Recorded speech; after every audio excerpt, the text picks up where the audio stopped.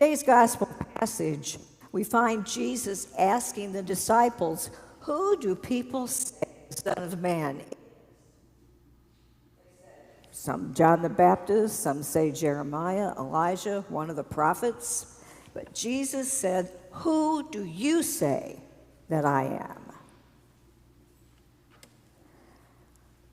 What about you?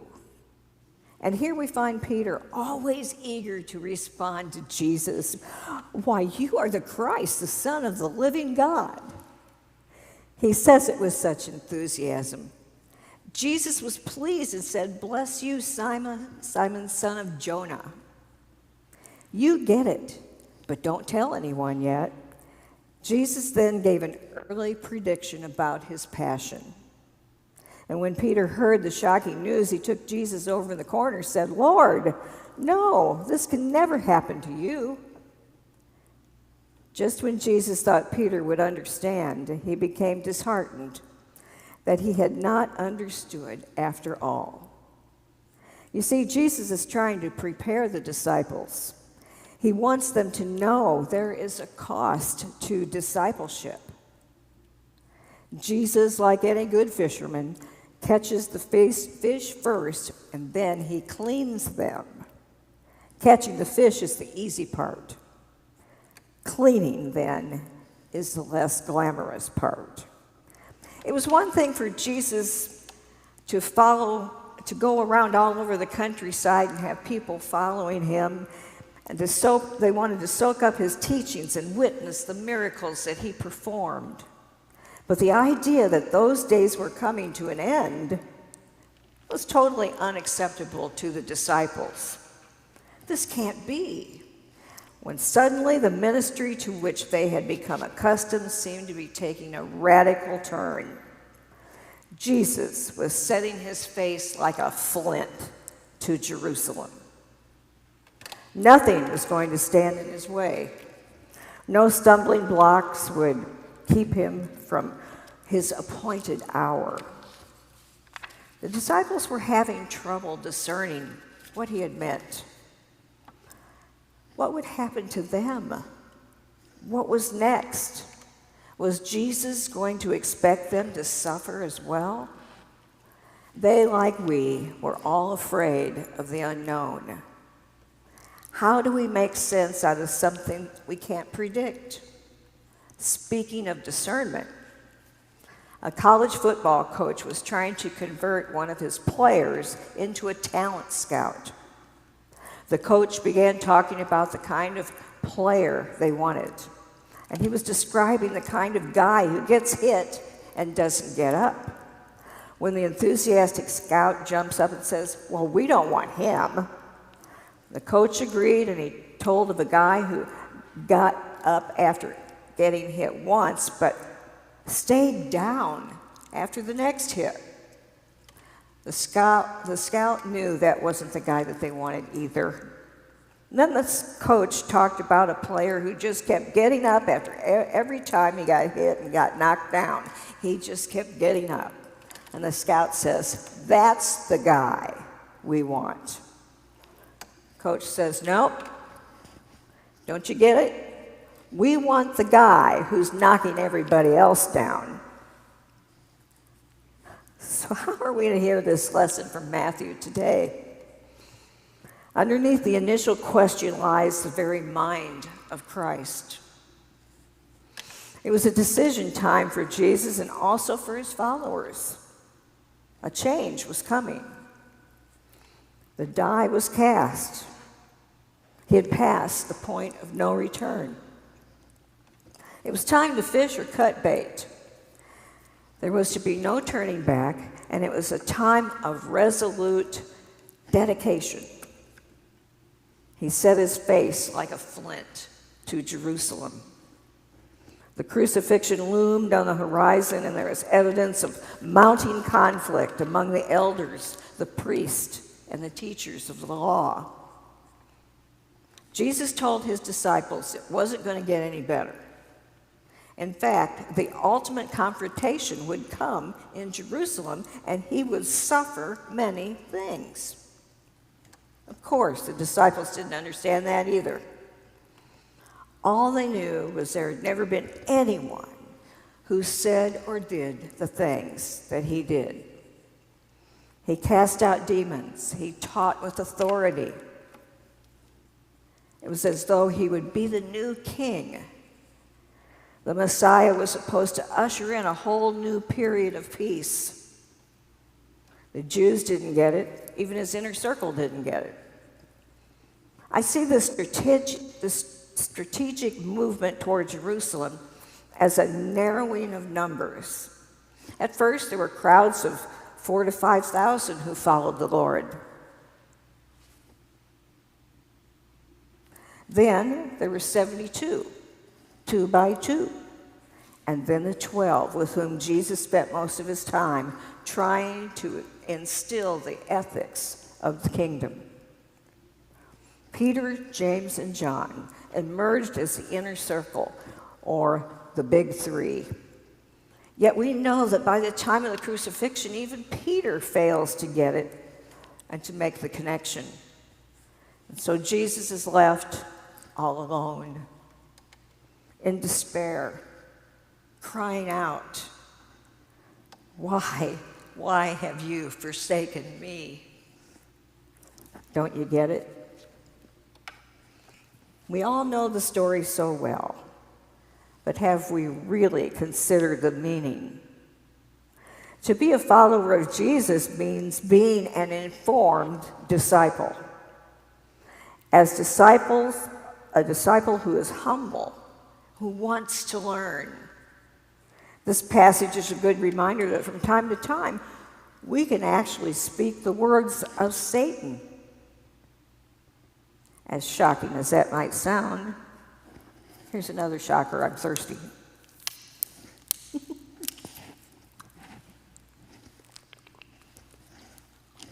That helped. That's better. God does rebuke his followers from time to time, yet his words of discipline put us right back in line, so to speak. You see, Peter needed an attitude adjustment, and so do we once in a while. Just as Peter needed more information, so we must seek the mind of Christ.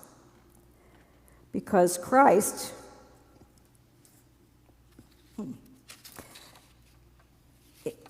is actually in us and the hope of glory. We know Peter's education continued with many, many lessons, even one on the rooftop when he was again scolded by the Lord for calling what God has cleansed unclean. The tradition that says Peter asked to be crucified upside down is not inconsistent with his informed encounter with Christ. There came a time for Peter when he finally got it. Like the lesson of the boy who was floating a toy boat and it went out of his reach. A man on the other side of the pond began throwing rocks at the little boat, and the boy was horrified about what might happen. But then he realized that the rocks were going over the boat and making ripples that finally pushed the boat back to shore and into the boy's hands. Many times, when we stray from God, it appears that he is throwing rocks at us, but he's really using the ripples to bring us back home. And so the continuous nature of the passion in us and in the life of the church is an ever-changing reality. Self-crucifixion is integral to discipleship, and it's an ongoing daily event, or it should be in our lives. Selfishness and obedience are a constant challenge. Inner death is a loss of limited and selfish constraints. To embrace Christ is to embrace the passion. With each change in our life situations, we have an opportunity to experience another aspect of Christ's passion.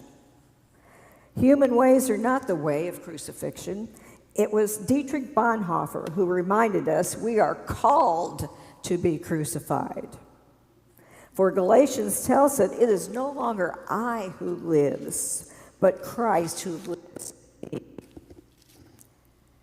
And the life in the now, in the flesh, I live by faith in the Son of God who loves me and gave himself for me. Set your face on the glory of God.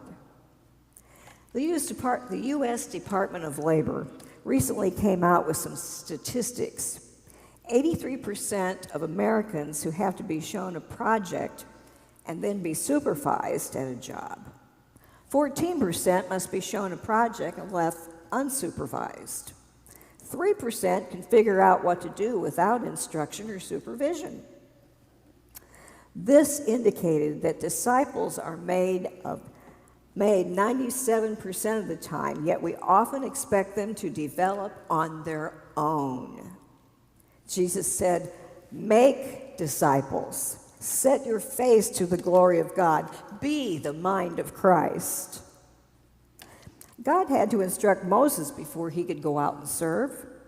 Not only must he be told what to do with the Egyptians, more basically, he had to be taught his relationship to the Lord in his mission. When Moses says, "Who am I?" we see that the confident hero now knows he can't impress Israel on his own. God must transform his modesty into the humility of faith. And so God says, don't worry, I'll be with you. I'll be with you. We are a work in progress, but God will be with us. To be a disciple is to be ripped out of our comfort zones of self-indulgence, materialism, and affluence. We're not called to swim in the safe, shallow water where we may tap our toes on the bottom. No. We're called to swim in a bottomless deep. Here's another story.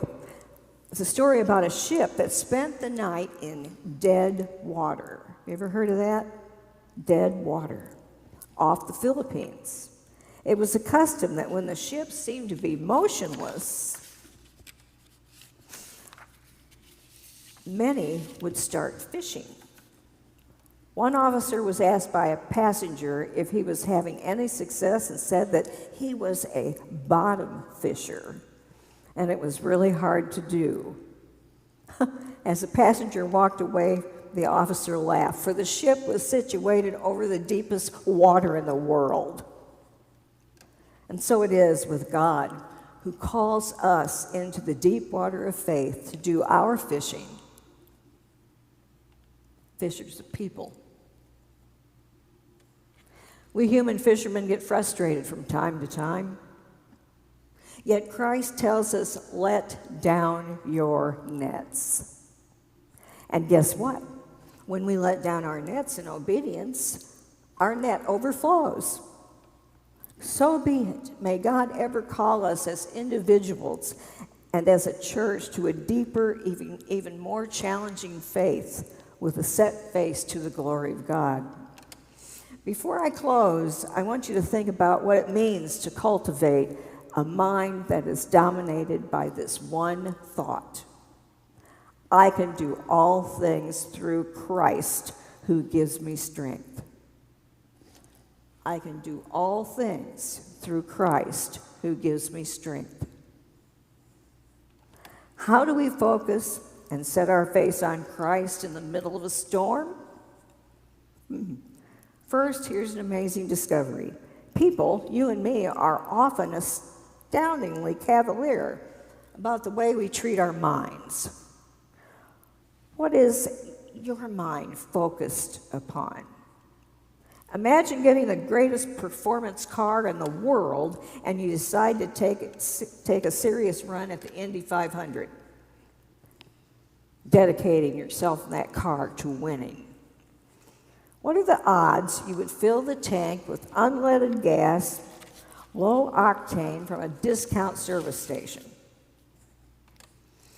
Or what if you were serious about running in a marathon or Olympics? This becomes the all-consuming goal of your life. How likely would you be to go on an all-chocolate diet? now and throughout the games. What you put into your body has become a multi-million-dollar industry. In fact, I think it's more than that now if you've been to the grocery store lately. People spend millions trying to convince us of what we need. They tell us the secret of good health is high-carb, low-fat diet, or a high-protein, fat okay, with no carbs at all, or a 30-30-40% split. What? Or avoiding sugar at all cost. They tell us the secret is Atkins bars, Met Rex bars, Power bars, Slim Fast shakes, NutriFast shakes, wheat germ shakes, or my all-time favorite, Chicago-style pizza. No one has come up with that yet, but when they do, I plan to personally endorse it. We're very aware that the fuel that goes into things ultimately determines performance and well-being. That's why it's so ironic that in the most important areas of life, we disregard one basic resource with a nonchalance that nothing less than astounding: the mind. What we feed everything else we possess is nothing compared with the importance of what we feed our minds. Paul wrote, whatever is true, whatever is honorable, or whatever is just, whatever is pure, whatever is pleasing. Think about these things. Or in other words, feed your mind. Keep your face set on Christ and the mind of Christ. There's no need to look anywhere else as long as we focus on the glory of God. Amen.